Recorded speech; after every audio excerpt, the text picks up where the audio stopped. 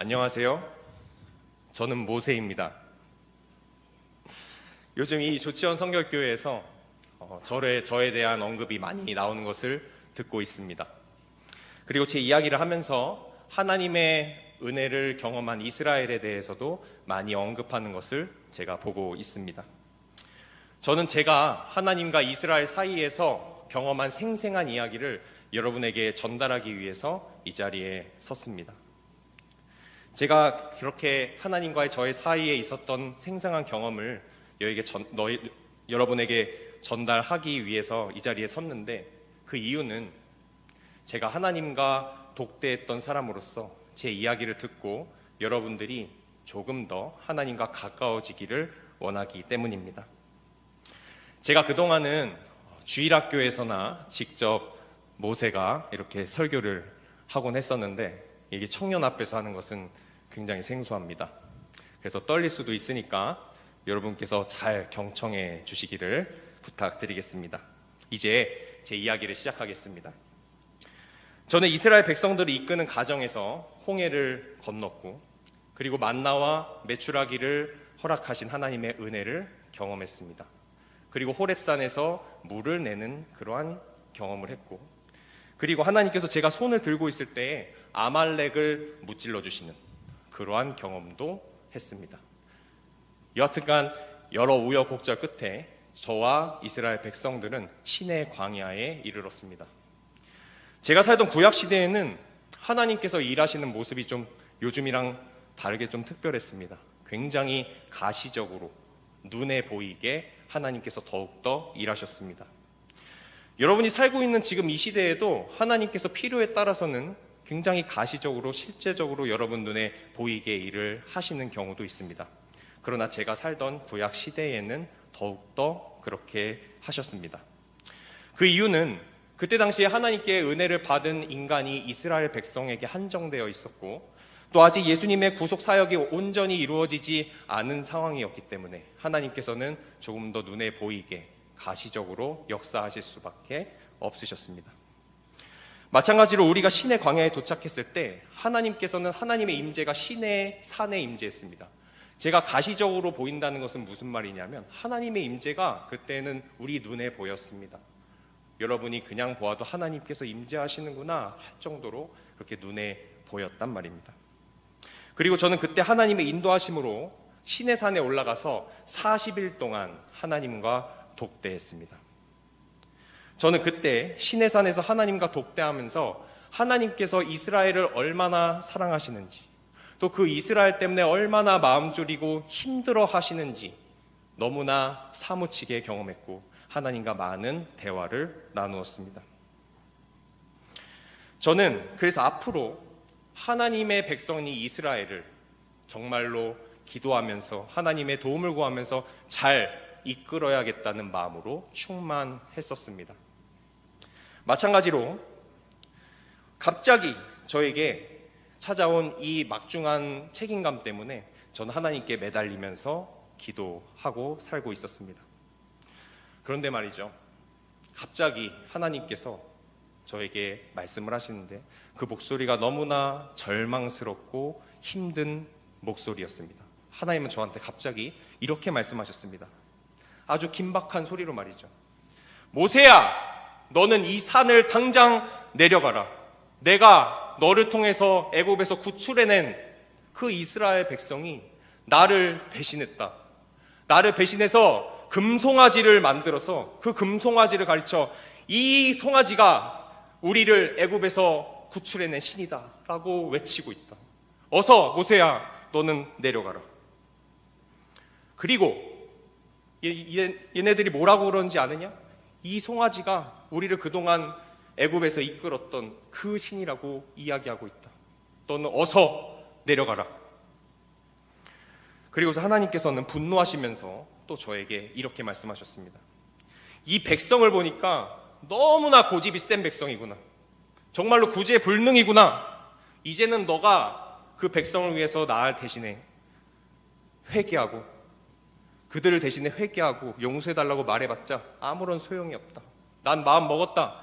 내가 그들을 멸절시키고 내가 너를 통해서 새 판을 짜겠다. 이렇게 하나님께서 화가 나서 이야기하셨습니다. 하나님께서 왜 이렇게 이야기하시는지 아세요? 왜냐하면 그동안 이스라엘과 하나님 사이에서 하나님이 그들에게 분노해서 멸절시키고자 할 때 제가 항상 하나님 말렸거든요. 그 사이에서 일어났던 그동안의 일을 말하자면 정말로 제가 할 말이 많습니다. 정말 많습니다. 요약하면은 이렇습니다. 먼저 다베라에서 이 이스라엘 백성들이 하나님의 노여움을 사서 하나님을 원망해서 하나님께서 불로 심판하려 하실 때 제가 하나님을 그때도 말렸습니다. 그리고 마사에서 이스라엘이 물이 없다고 하나님을 원망할 때 그때에도 제가 하나님께서 이들을 멸하려고 할 때 제가 말렸습니다. 기브롯 핫다와에서 만나가 실증나서 하나님을 불평하는 그 이스라엘 백성에게 하나님께서 메추라기를 주셨거든요. 또 그거를 서로 먹겠다고 욕심을 부릴 때 그때도 제가 하나님을 말렸습니다. 가데스 바네아에서 아낙 자손들을 두려워해서 그들이 하나님을 원망했을 때 그때도 제가 말렸습니다. 제가 중간에서 그 말리는 그러한 기도를 얼마나 많이 했는지 모릅니다. 제가 이때마다 하나님께 이스라엘 백성들을 위해서 기도해서 하나님 말렸거든요. 하나님의 분노를 제가 잠재웠다고요. 제가 그때마다 얼마나 마음 졸였는지 여러분은 잘 모르실 겁니다. 얼마나 사생결단을 하고 마음을 졸이면서 기도했는지 여러분은 잘 이해할 수 없을 거예요. 그래서 이번에도 하나님께서 이스라엘 백성들이 금송아지를 만들어서 분노하셨는데 저는 마찬가지로 하나님께 기도할 수밖에 없었습니다. 저는 이렇게 하나님께 간청했습니다.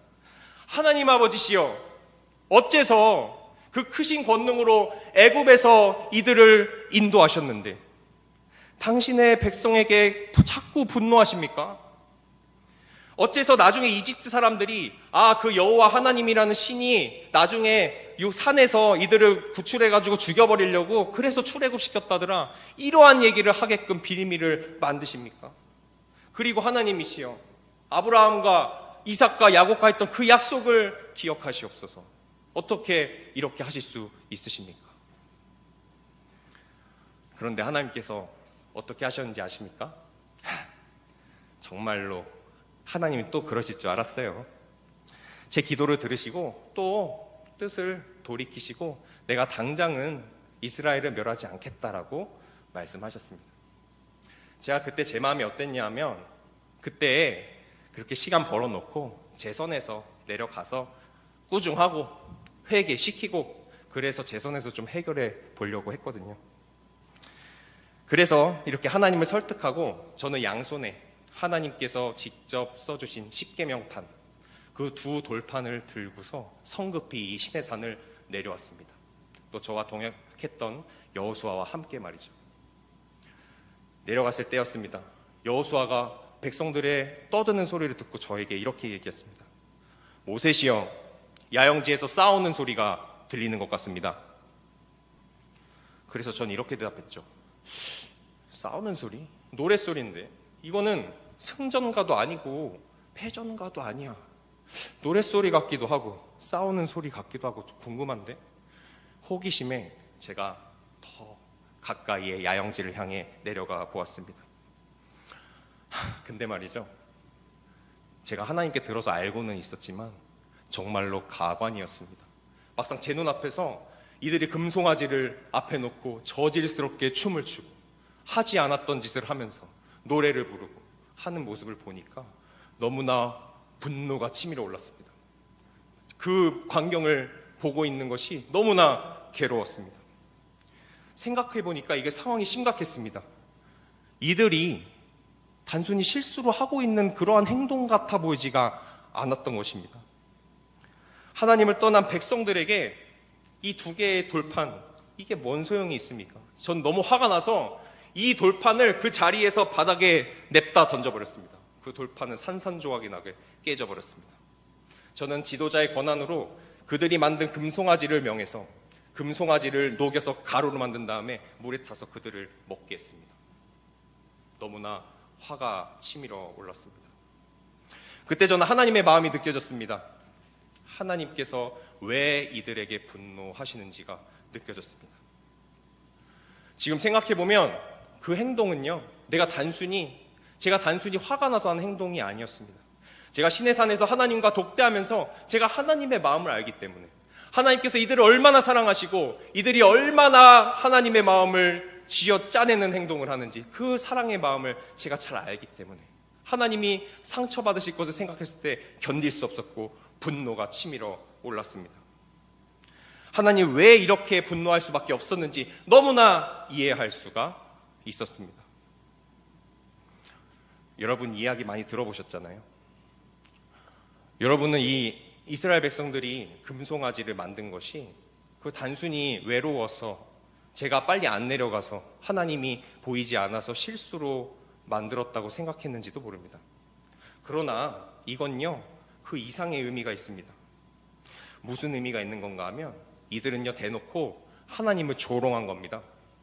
어디 금송아지를 만들어 놓고 이게 우리를 애굽에서 구출해낸 하나님이라고 말합니까? 그건요 하나님을 조롱하는 겁니다. 하나님을 대적하는 행위였단 말이죠.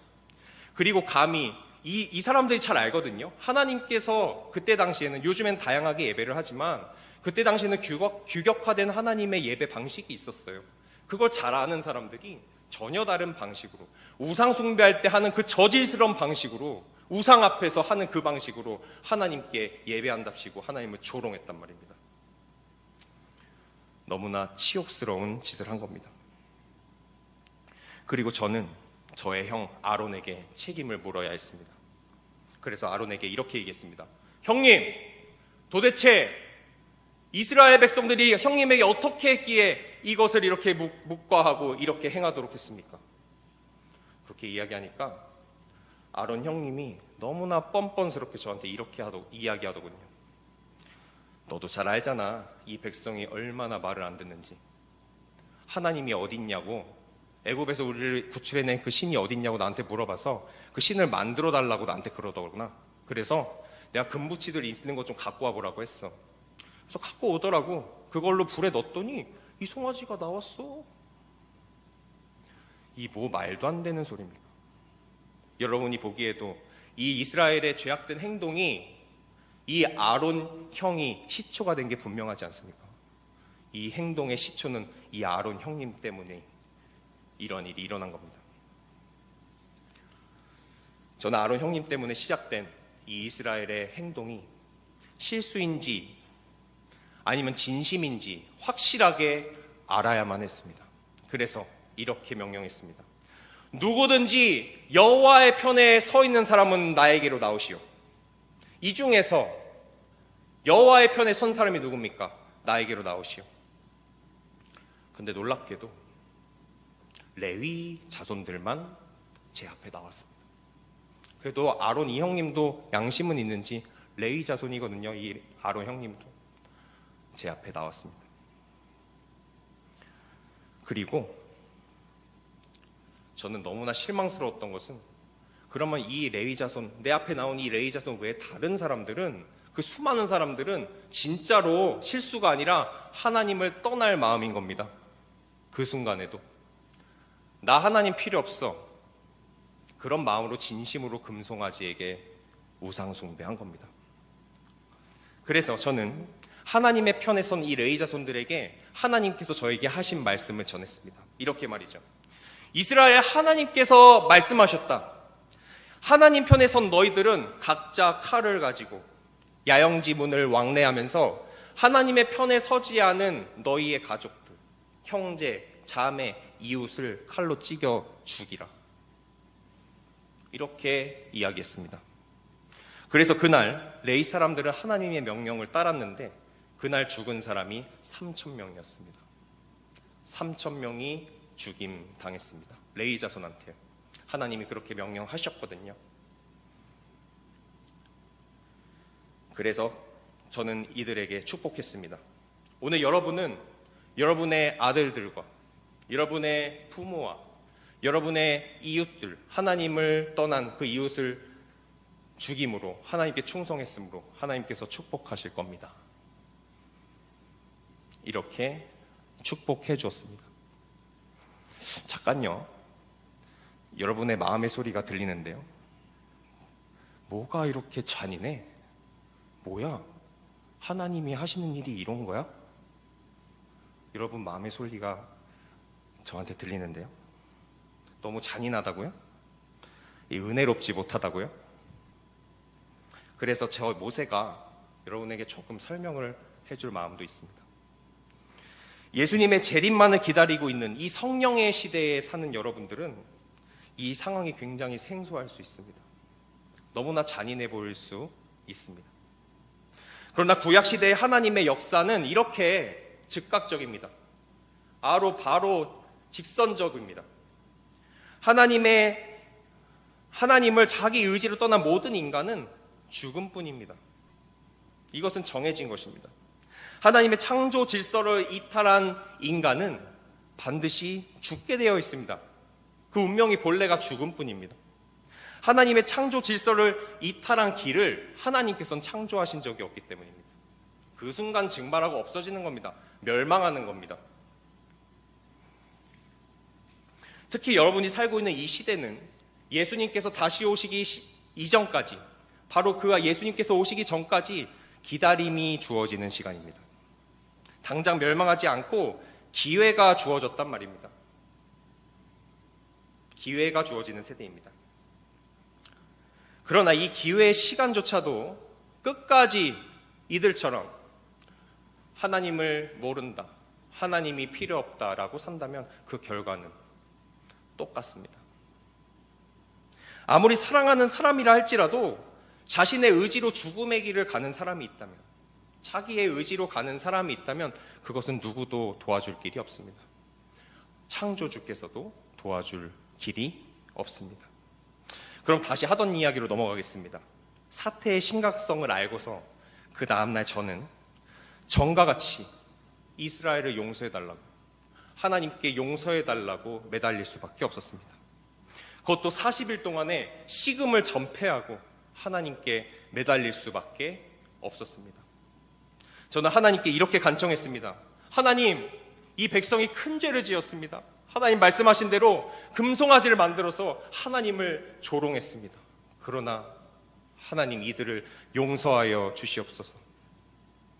혹시 그렇게 하지 않으시려거든 저를 차라리 생명책에서 지우시옵소서. 하나님 그렇게 하지 않으면 저도 지워버리시옵소서. 제가 이렇게까지 하게 된 이유가 있습니다. 두 가지가 있습니다. 첫 번째로, 그때 당시만 해도 그 크신 하나님께서 분노하신 것이 너무나 크게 느껴져서 하나님께서 정말로 이스라엘을 멸망시킬 것 같았단 말입니다. 너무나 두려웠단 말입니다. 그리고 특히 제 형 아론에 대해서 하나님께서 얼마나 분노하셨는지 제가 그것을 생각하면 너무나 마음이 저려서 지금도 마음이 떨릴 정도입니다. 그래서 너무 무서워서 제가 하나님께 간청한 겁니다. 형 아론도 기억하여 주시옵소서, 용서하여 주시옵소서. 제가 끝까지 매달린 겁니다. 잠시만요. 또 마음의 소리가 들리는 것 같아요. 어떻게 사랑의 하나님이 이렇게 분노하시냐고요? 어떻게 내 말 안 들었다고 이렇게 분노하시냐고요? 지금 그런 생각하고 있잖아요. 그렇죠? 그런 생각을 하시는 분들은요, 아직 사랑을 해보지 않으셨군요. 아니면은 잘 모르시는군요. 사랑을 안 해본 겁니다. 그건 사랑하는 대상이라고 해서 분노하지 않습니까?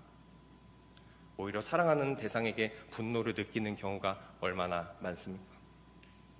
누구라도 로봇이 아닌 인격체와 사랑의 관계이면 때론 분노도 하게 되어 있어요. 특히 사랑하는 사람이 위험한 길로 갈 때, 특히 사랑하는 사람이 죽음의 길로 갈 때에 분노하게 되어 있습니다. 왜냐하면 사랑하니까. 그 안타까움에 화를 내게 됩니다. 그 안타까움에 벌을 줄 수도 있어요. 여러분 부모님들처럼 말이죠. 그만큼 사랑하기 때문이에요. 심지어 절규할 수도 있어요. 벌을 줄 수 있어요. 그래도 그렇게 했는데도 끝까지 말을 안 듣고 가면 어떡합니까? 방법이 없는 거예요. 로봇가 아니잖아요. 그거를 어떻게 할 방법이 없는 거예요. 하나님도 마찬가지입니다. 창조주시지만 하나님께 그렇게 화내고 분노했다고 아무리 시위하셔도 끝까지 말 안 들으면 방법이 없는 거예요. 그리고 두 번째로요. 하나님께서 그렇게 크게 분노하셨지만 저는 잘 알고 있었습니다. 또 한 가지 마음이 더 있었어요. 하나님께서 말은 저렇게 하셔도 야, 나 화났어. 너네 멸절할 거야. 멸망시킬 거야. 아무리 얘기하셔도 절대로 이스라엘을 멸망시키지 않을 거란 걸 저는 알고 있었습니다.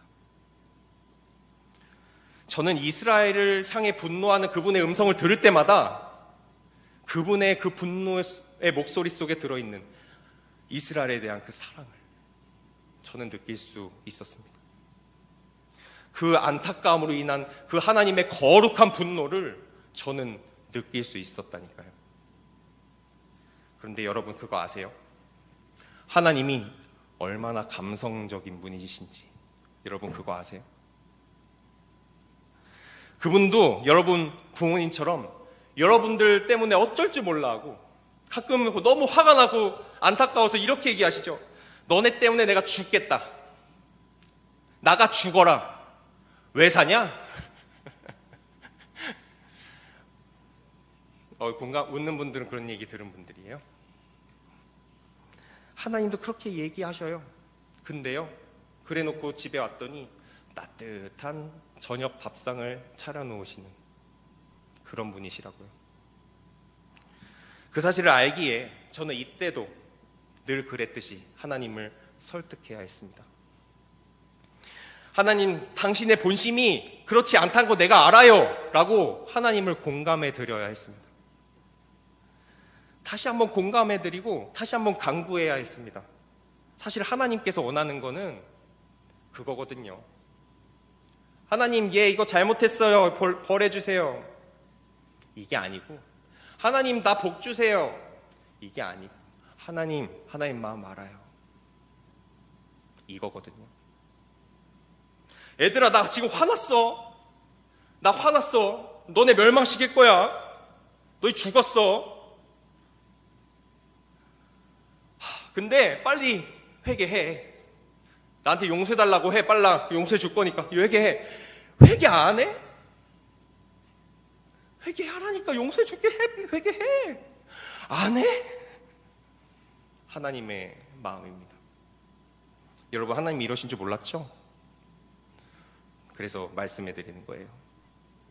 제가 솔직히 여기 계신 여러분들보다 하나님과 친하거든요. 여기 김기용 목사님 계신데 제가 김기용 목사님보다 하나님 친해요. 나 모세예요. 왠지 알아요? 신명기에도 기록돼 있죠.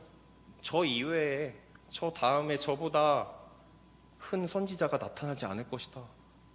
하나님 왜 그렇게 말씀하셨겠어요? 내가 제일 친한 거예요. 내가 얼마나 공감을 많이 하고 살았는데. 잠깐만요, 또 마음의 소리가 들리는데. 질투하네 지금 저를 다들. 그런 마음은 하나님도 기뻐하실 거예요. 질투하는 거 보니까 여러분도 하나님 사랑하시는군요. 이제 말씀을 마치겠습니다. 사랑하는 청년 여러분, 여러분도 저처럼 하나님의 마음을 헤아려 보세요. 저처럼 하나님께 다른 사람을 위해 진심으로 기도해 보세요. 하나님은 저와 같이 하나님의 마음을 알아들이는 그러한 친구가 필요하십니다.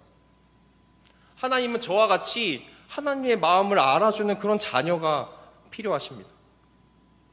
창조주 하나님께서 나를 공감해 주기를 원하기 전에, 공감하시네 찬양하기 전에 내가 먼저 하나님을 공감해 드리면 어떨까요?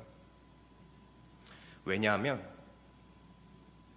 하나님이, 그 창조주께서 우리 같은 보잘것없는 사람들이 공감해 드려도 될 만큼 그만큼 하나님께서 여러분을 사랑하십니다.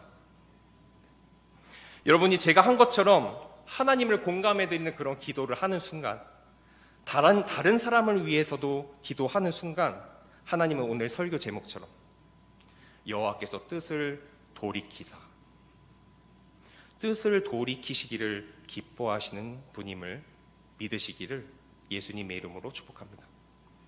여러분도 저와 같이 창조주 하나님을 공감해 드림으로 하나님의 마음을 시원케 해드리는 그러한 삶을 사시기를 예수님의 이름으로 축복합니다.